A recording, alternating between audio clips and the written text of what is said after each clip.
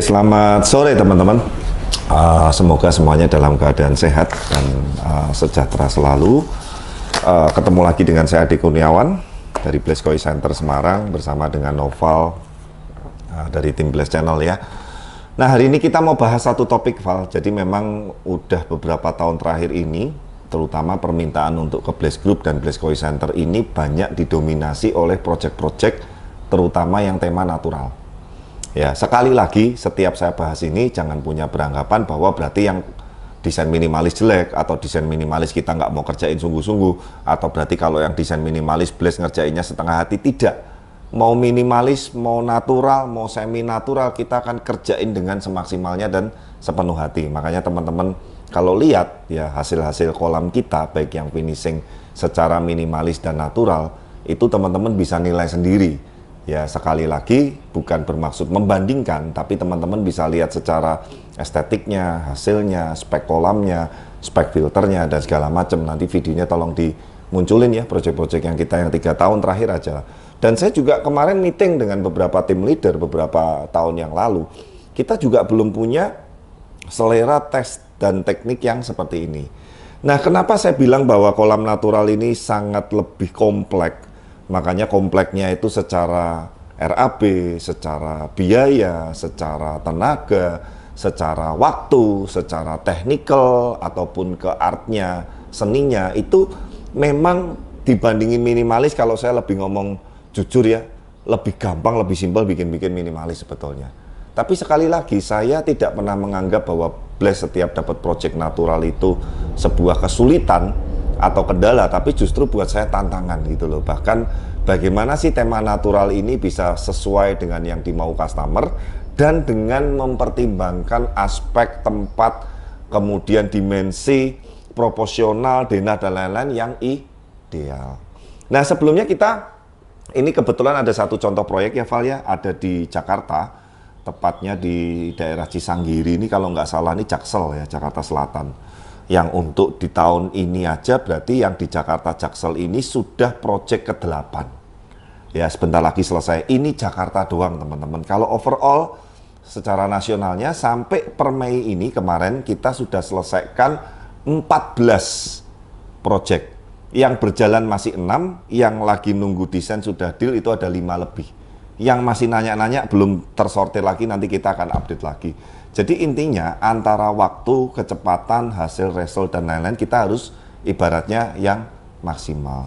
Nah, di sebuah lokasi di Jaksel ini yang tadi saya cerita, jadi waktu saya dipanggil ke sana oleh beliau, intinya beliau itu sebetulnya sudah bikin kolam sendiri yang lama di lantai 2. Kita nanti akan bahas itu next ya. Intinya dengan pengetahuan beliau yang waktu itu dengan ibaratnya newbie atau pemula, menurut saya sudah bagus. Tapi intinya ya hasilnya kurang maksimal, makanya dipanggillah kita supaya sistem filtrasinya keren, sistem kolam keren, estetiknya keren, keindahannya keren, satu ruangan itu kita berikan konsep seperti ini. Nah, sebelum kita masuk ke edukasinya, kita saksikan dulu dari lahan awal sampai desain 3D yang kita sodorkan dan akhirnya sudah di-ACC oleh beliau melalui video berikut ini.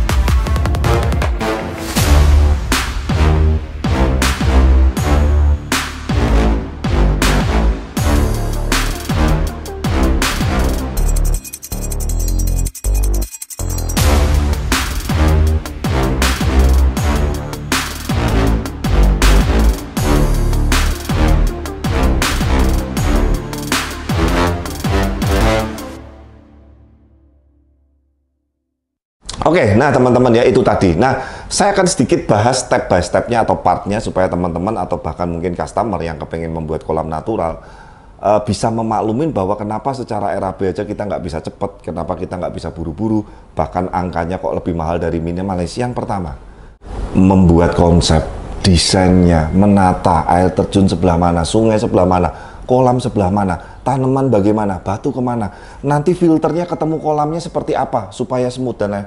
Ini nggak boleh sembarangan teman-teman. Makanya mohon maaf ya, saya selalu ngomong ada harga ada rupa. Kalau teman-teman perhatikan sekali lagi, bukan saya berarti mau compare atau membandingkan, tapi sebetulnya customer yang kontak Blaze saat ini pun sudah terfiltrasi kok, dalam artian mereka ngerti bahwa kita nggak mungkin murah. Kenapa nggak mungkin murah? Karena dari tahap awalnya aja kita sudah effortnya lebih besar dibandingin mungkin teman-teman yang pond builder lain atau yang di bidang sama dengan kita. Contohnya, sering nggak Val kamu lihat kolam natural, sorry nih, air terjunnya malah jadinya aneh. Tinggi kayak tugu, terus nata batunya terlalu monoton, jatuhnya airnya kelihatan buatan banget. Bahkan yang paling apa ya saya sayangkan, sudut-sudutnya itu kelihatan masih ada temboknya, aciannya. Bahkan natu batunya itu kayak batu bulat-bulat ditata jadi penuhin di pinggir apa. Ya tadi sekali lagi, ya gampang, mungkin murah. Ya kadang kita pun harus memaklumin ya memang kualitasnya seperti itu. Ada nggak yang air terjunnya itu terlalu berisik, kencang banget sampai airnya bergelombang? Ya bahkan ini menurut saya bukan air terjun lagi tapi seperti kayak menara. Itu juga terjadi lagi teman-teman. Nah tapi di kita dari awal kita buat yang maksimal. Setelah itu proses penggaliannya juga lebih mudah atau lebih sulit? Natural. Berkelok-kelok, galinya harus tekak-tekuk, sungainya begini, nanti area untuk air terjun galiannya beda lagi, harus lebih tinggi levelnya dari lagun, dari sungai dan dari kolam, sehingga nanti pemipaannya ada water levelnya, ada pengaturan level airnya, biar jatuhnya smoothnya bagus. Itu sekali lagi teman-teman sudah berbicaranya bukan masalah mahal atau murah, seni, art, skill, dan segala macam passion itu berpadu menjadi satu. Ya, nah yang ketiga setelah digali, bikin konstruksinya, pemipaannya, lebih ruwet nggak dari kolam minimalis? Ya lebih ruwet. Apalagi kalau teman-teman mau lihat puncaknya di tahun kemarin, kita bikin pemipaan paling kompleks, paling ribet. Ya, bukan yang paling besar pada proyeknya, itu di Aviari di Denpasar. Itu gila teman-teman, air terjun 4 meter dari ujung, turun kolam lagun, sungai 18 meter, kolam koi hampir 45 ton. Dan itu levelnya turun, naik, turun, ketemu lagi begini. Itu kalau pemipaannya salah teman-teman, ya sorry ya, boro-boro estetiknya. Airnya bisa nggak karuan itu, gitu loh. Nah, jadi itu yang tingkat kesulitan kedua di tahapan pemipaan. Setelah itu, pembuatan backcastingnya, pengecorannya juga lebih sulit nggak? Ya, lebih sulit teman-teman. Nanti backcastingnya tripleknya harus ditekuk, harus dimel supaya bentuk lekuknya ngikutin seperti yang kita inginkan. Setelah cor-coran jadi, kita halusinya juga lebih sulit. Level kemiringannya di dasar, di dinding, di atas batunya, natanya gimana supaya ketemu dengan air bagus. Ada yang kerendam, ada yang sedikit kerendam, ada yang di permukaan, ada yang di samping landscape. Itu nggak bisa asal teman-teman. Makanya sekali lagi, kalau ada yang minta natural ke Blaze, bahkan kadang sering ngasih perbandingan harga ke vendor lain, saya sering ngomong ya udah, kalau merasa di sana lebih murah pakai aja ke sana. Tapi saya pengen hasilnya kayak Blaze, ya itu nggak adil.